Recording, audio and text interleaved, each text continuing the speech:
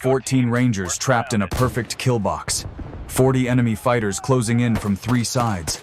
5 minutes until total annihilation. 1.2 kilometers away, Staff Sergeant Harper Vance hadn't fired a single shot in 8 months. Not one. But when that machine gun nest locked onto her team, she remembered something they'd tried to erase. She wasn't just a sniper, she was Revenant. And ghosts don't miss. What happened next turned impossible math into 21 confirmed kills, and reminded everyone why some soldiers are kept hidden until the world needs saving. Before we begin, tell us, where are you watching from? And if you still believe courage and honor matter, help keep their legacy alive. Echo Team, this is Wolf 6, we're surrounded. 40 hostiles closing from all sides. The radio cracked through layers of static, voices overlapping gunfire. Up on the ridge, 1.2 kilometers away, Staff Sergeant Harper Vance adjusted the scope of her M110, a 2 DMR. Her pulse slowed to a steady rhythm. 8 months since she last pulled a trigger. Today, she'd either break that silence or watch everyone die. Just hours earlier, the valley had been quiet. Wolf Creek slept under a blanket of fog, the air thick with pine and rain. Rangers moved like shadows through the mist, gear clinking softly, eyes scanning tree lines. Harper sat apart, checking her rifle one last time. The weapon gleamed clean, oiled, ready. A faint black wing tattoo curled beneath her sleeve, half hidden by the cuff of her combat shirt. Cross didn't notice it yet. Corporal Dylan Cross, her young spotter, stretched beside the Humvee and smirked. "Word around camp says you're allergic to trigger pulls," he joked. $50 says you finished this whole deployment without firing once. Harper didn't even glance up. "Then you'd better save your money." The calm in her tone made the laughter around them fade quicker than it started. Sergeant Owen Riker, the team's hardened NCO, caught Cross with a glare sharp enough to cut. "Kid, don't bet against people you don't understand." Cross raised his hands. "I was just talking." Riker leaned closer. "That's the problem. You talk too much." The air went still for a beat. Harper slung her rifle and walked toward the lead vehicle. "Mount up," she said. "We're burning daylight." At 0700, 3 Humvees rolled out from Outpost Raven, engines low under the weight of morning fog. The mission was supposed to be simple, a recon sweep across Sector Delta 4. Observe and report. No contact, Captain Alana Briggs had ordered. Routine. The word never sat right with Harper. Routine got people killed. She unfolded her map, studying every contour line, every dead zone where no drone feed returned. One spot in particular caught her eye, a hollow with no heat signatures, no wildlife, nothing. She marked it in pencil. Cross glanced at her notes. "What's there?" "Nothing," she said. "Exactly nothing. That's the problem." He frowned. "You think it's an ambush?" Harper tucked the map away. "I think it's waiting for us." The road narrowed as the convoy climbed into the timber. Fog thickened, crawling between the trunks. Branches scraped the armored glass like claws. Riker's voice came through the radio, low but controlled. "Dismount. Standard spread. 5-meter spacing. Eyes open." 14 Rangers slipped into the trees. Boots sank into wet soil. Rifles raised, breath visible in the cold. Each step forward swallowed another ounce of sound. Harper and Cross took the high ground, crawling to a ridge that overlooked the valley. She set her bipod, adjusted elevation, then peered through her optic. The forest below was a green ocean drowned in fog. Through the lens, the patrol looked like ghosts, figures fading in and out of the mist. Her voice was barely above a whisper. "Hold position. Watch the tree line." Cross nodded, scanning with his spotting scope. "Nothing moving. Feels empty." Harper's tone was flat. "The world's never empty, just quiet before it breaks." Her finger brushed the safety lever out of habit. The air felt heavy, thicker, charged. Wrong. A small detail snapped her focus. Birds scattering against the wind, their flight erratic. Panicked. "Contact indicators," she muttered. Cross looked up. "What?" she pointed. "Birds don't fly into the wind unless something bigger scares them." Cross blinked, still not seeing it. "I'm not getting anything on thermal." "Because they're already in position," Harper said quietly. They've been here longer than we have. Riker's voice whispered through the net. Echo team, report status. Overwatch in place, Harper replied. Visibility limited. Movement possible east sector. Copy. Maintain eyes. Do not engage unless fired upon. Harper stayed silent, watching the fog. She could feel something out there organized, patient, closing in. A branch snapped somewhere deep below. Then another. The forest seemed to inhale all at once. Harper's hand tightened on her rifle. Cross, she whispered. Mark the ridgeline at 1200 meters.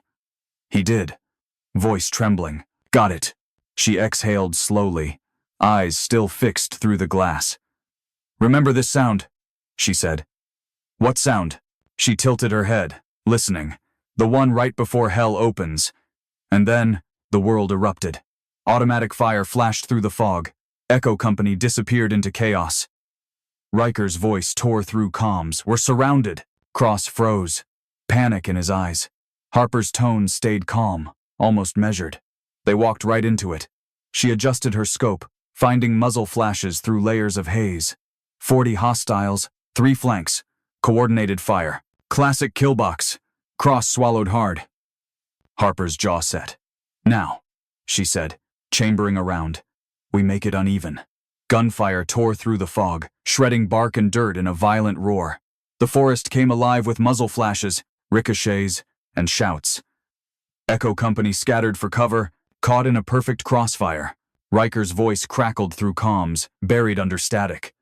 Harper, we need eyes on that ridge now. Cross swung his spotting scope toward the north. Through the gray veil, faint shapes moved with purpose too synchronized for chance. Their machine gun nest setting up on the slope, he shouted. Harper's tone stayed even. PKM. Heavy barrel. Belt fed. If that gun goes live, they're done. Cross hesitated. That's 1,200 meters. Through foliage. Harper's fingers adjusted the scope. 2 clicks up. Half mil right. Wind from southeast. I've got it.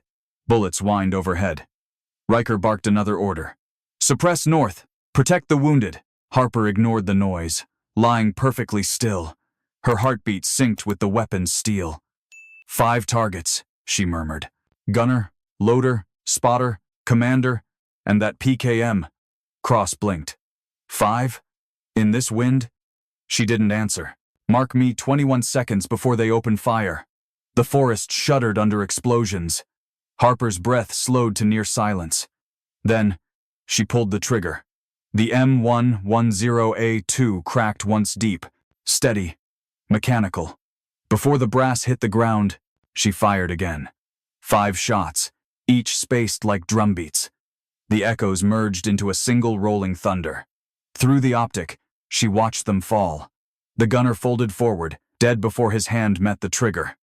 The assistant dropped, neck snapped back in a spray of red. The loader stumbled, hands clutching a torn chest.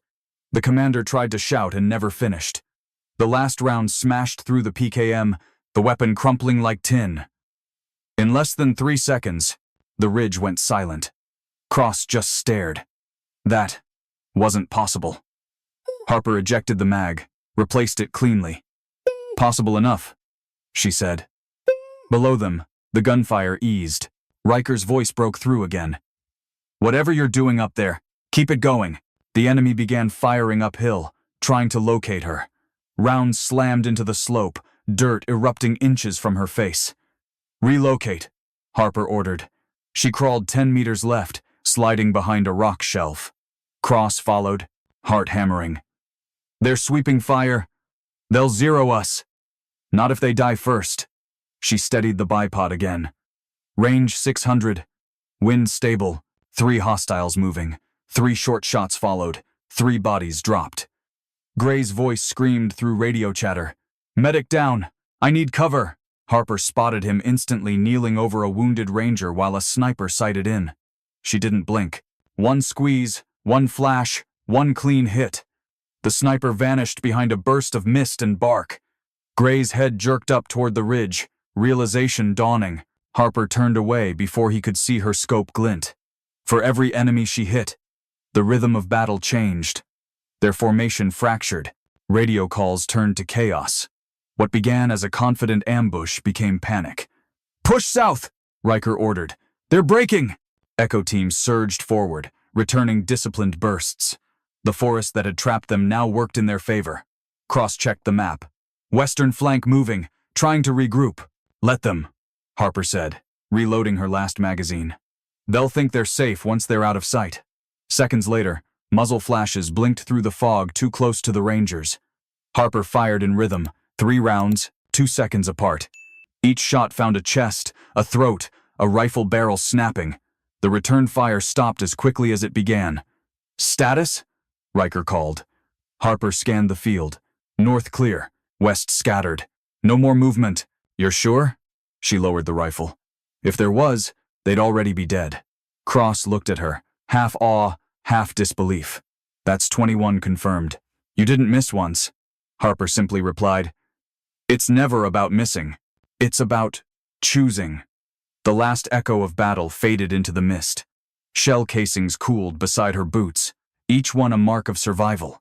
Smoke rolled through the valley like a tired ghost. Riker's voice came softer now. "Echo team secure. All accounted for." Cross exhaled for the first time in minutes. He looked over at Harper motionless, rifle steady, eyes still scanning. "You're not even shaking," he said quietly. She retracted the bipod, slung the weapon. "Control keeps people breathing," she answered. As the others regrouped, the reality sank in. 14 Rangers alive because one woman refused to panic. The fog lifted slightly, revealing the ridge shed just cleared alone. Cross shook his head, still stunned. "No one's ever gonna believe this," he muttered. Harper's tone was flat, final. "They don't need to." She glanced once toward the horizon, where the smoke was thinning. Belief doesn't stop bullets. Smoke still clung to the trees long after the gunfire stopped. The ground steamed where grenades had torn through mud and leaves. Echo Company was alive, but barely moving. Medics worked fast, hauling the wounded into makeshift cover. The radio hissed with broken chatter. Harper lay prone, her rifle cooling beside her, eyes fixed on the mist. She didn't trust silence, not this soon. Cross crouched beside her, rubbing his trembling hands. "I counted 21 hits," he said quietly. She didn't look at him. "Counting doesn't help. Listening does." He frowned. "To what?" She tilted her head slightly. "To the part of the forest that hasn't moved yet." Below them, Sergeant Riker was coordinating perimeter defense. He barked orders like a man holding himself together by instinct. Every Ranger obeyed, even the bleeding ones. They'd seen what Harper could do. That kind of precision changed how men believed in survival. But she wasn't watching them. She was watching the fog pulse. Just once, like the forest had exhaled. Then came the faint clicks, spaced, deliberate, disciplined. Not gunfire, radios. Someone was coordinating beyond the tree line. Her stomach tightened. "They're regrouping." Cross blinked. "You're sure? Patterned signals? 5-second intervals?" She murmured. "That's not panic. That's training." Riker's voice came through the net. "Echo team, status report." Harper replied, "Movement east sector. Second force inbound." "Negative," Riker said. "Intel had 1 cell only." "Intel was wrong," Harper said flatly. Cross looked at her scope feed, realizing she wasn't guessing. Through the mist, vague shapes moved low and fast, working in pairs. "Well equipped," he whispered. "This isn't local militia." Harper's jaw clenched. "No. These are soldiers." The second ambush hit harder, sharper. Gunfire cracked from the south. Grenades thudded near the ridge. "Back to cover," Riker yelled. Cross ducked as a branch exploded overhead. Harper didn't flinch. Her eyes narrowed, tracking one figure giving hand signals. He wasn't panicked. He was directing fire. She steadied her aim, pulse sinking to the rhythm of combat again. "Leader marked," she said. "1 shot." She fired clean, fast, but the man twisted at the last second. The round tore through his shoulder instead of his chest. He dropped, shouting orders even as blood spread down his arm. Cross cursed. "You missed." Harper reloaded calmly. "Correction," I warned. A burst of return fire slammed into their ridge, sending shards of bark flying. Now they had her position. "Relocate," Cross shouted. Harper waded through the noise, counting bursts. 3 seconds between reloads. 5 between volleys. When the gap came, she moved a smooth, silent crawl through dirt and roots. A rock shard sliced her arm open. Cross saw blood darken her sleeve. "You're hit, not where it matters," she said, setting the rifle again. Her voice stayed even, though her hands trembled just once before she steadied them. Through the haze, she found the wounded commander again. He was kneeling now, radio in hand, shouting into his mic. Harper adjusted wind, drift. 0.3 mil left. Elevation 2 clicks down. Her finger tightened. One sharp report split the air. The bullet struck the radio, then continued through his throat. He toppled backward without a sound. The rest of his men froze, directionless. Command was gone. Riker seized the opening. "All units, advance! Push the valley!" Echo teams surged from cover, firing in rhythm, reclaiming ground meter by meter. The attackers faltered, trying to drag their wounded back. Some dropped weapons and ran, others just vanished into the smoke. The forest that had been death a minute ago now echoed with retreat. Cross exhaled hard, staring through his scope. "They're pulling back." "Not retreat," Harper said softly. "They're surviving, same as us." Helicopters thundered overhead, wind snapping through the treetops. Dust swirled as rotors beat the fog apart. For the first time that day, sunlight touched the valley floor. Riker called over the net, voice raw but steady. "Echo team secure. Hold positions." Cross looked at Harper. She sat motionless, staring into the distance where the last bodies lay still. "Who trained soldiers like that?" he asked. Her reply came quiet. "People who trained me." He froze, realizing what she meant. The tattoo head, glimpsed earlier, the black hawk inked beneath her sleeve, flashed in his mind. Head, seen it once, in a classified briefing. Revenant program, denied operations division. His throat went dry. "You're one of them." Harper didn't look away from her scope. "Not anymore," Cross whispered. "They say Revenant snipers don't miss." She clicked her safety on. "They also say we don't exist." Below, the last radio transmissions faded into static. Medics loaded stretchers, while Riker checked every head count twice. The air smelled of burned metal and pine sap. Cross finally lowered his scope, still trying to process what Head'd seen. "You just saved everyone here," he said. Harper shook her head. "No, we all did." She stood, blood soaking her sleeve, and watched the valley clear. "Ghosts don't win, Cross. They just survive long enough to disappear again." As the helicopters lifted, their rotors kicked up ashes and leaves. From above, the battlefield looked quiet, too clean to tell what it had cost. Harper slung her rifle, turned away, and followed the others down the ridge. Behind her, the fog rolled back in, covering everything they'd done. The war would move on, but the mark of Revenant, silent, exact, and unseen, had just resurfaced in the living world. The helicopters thumped in slow rhythm above Wolf Creek Valley. Dust spiraled across the clearing, mixing with the smell of burnt powder and rain. The battlefield looked calm, now too calm, like the earth itself was holding its breath. Echo Company stood in silence, watching medics load the last stretchers. Harper Vance leaned on her rifle, sleeve torn and blood dried into the fabric. Her eyes stayed fixed on the ridgeline shed defended alone. Colonel Reed Holloway arrived with the command convoy. His boots sank into the mud as he surveyed the wreckage bodies, brass, splintered trees. "God almighty," he muttered. 14 Rangers alive out of that crossfire?" Riker nodded once. "Because of her." Holloway followed his gaze to Harper, who was wiping carbon off her M110A2. She didn't salute. Didn't need to. The look in her eyes told him everything. Inside the debrief tent, the air was heavy with diesel and adrenaline.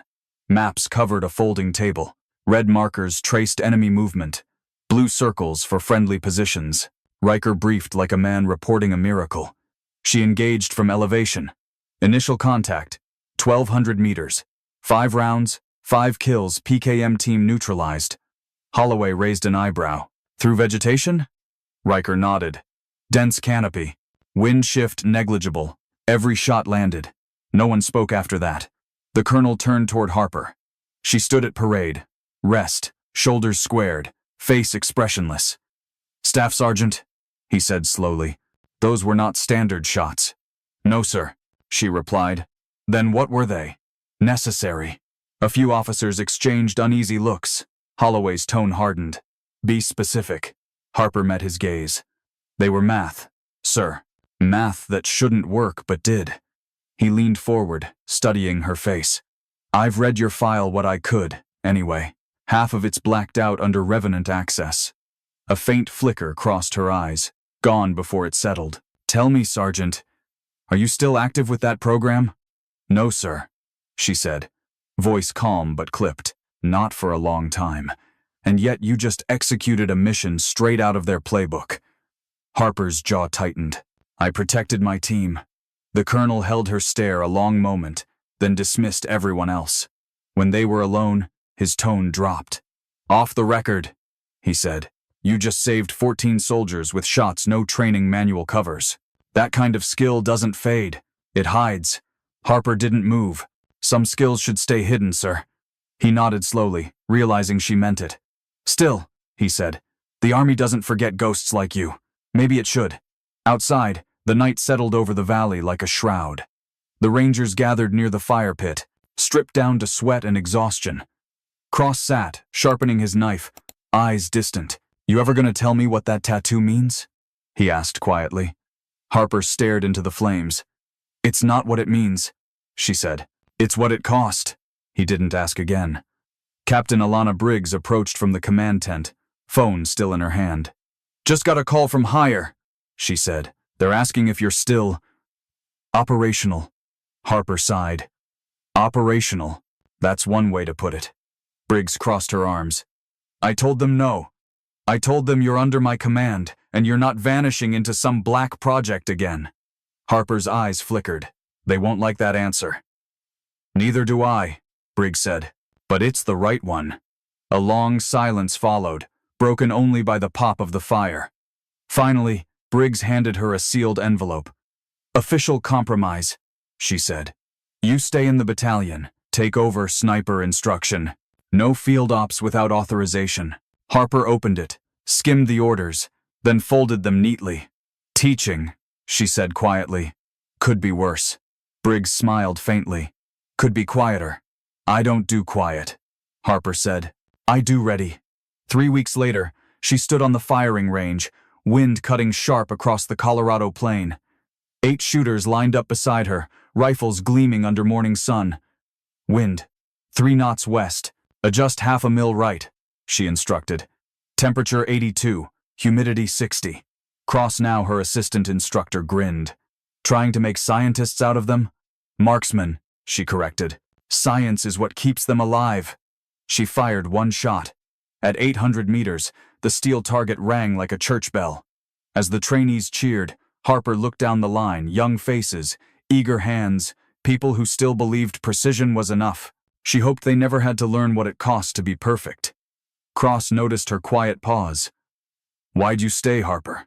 She checked her rifle bolt, eyes still on the horizon. "Because someone has to make sure the next impossible shot gets taken," she said. "And someone has to teach them it's not luck. It's math. And nerve." That evening, a black SUV rolled through the outer gate of the base. The driver didn't speak, just handed a manila envelope to the guard. Inside, a single line of typed text read, "Revenant asset, Vance confirmed active. Reactivation pending." Back on the range, Harper was alone, cleaning her rifle as the sun dipped low. Wind whispered across the open field, carrying the echo of distant shots. She lined up one last target at 1,200 meters, purely out of habit. Through the scope, the horizon blurred into gold. She smiled, tired, certain, unbroken. "Sometimes," she murmured, "silence isn't peace, it's preparation." Over the vast plain, the woman alone with her rifle, framed by the dying light. And the voiceover would fade into a single truth she never spoke aloud. The world only remembers the loud ones. But the quiet ones, they keep it standing. If you enjoyed the story, consider sending a super chat to help bring more stories like this. Now, Click on the video on the screen to hear another story that's just as powerful and captivating, with courage, sacrifice, and a choice that will leave you questioning everything you thought you knew about duty and justice.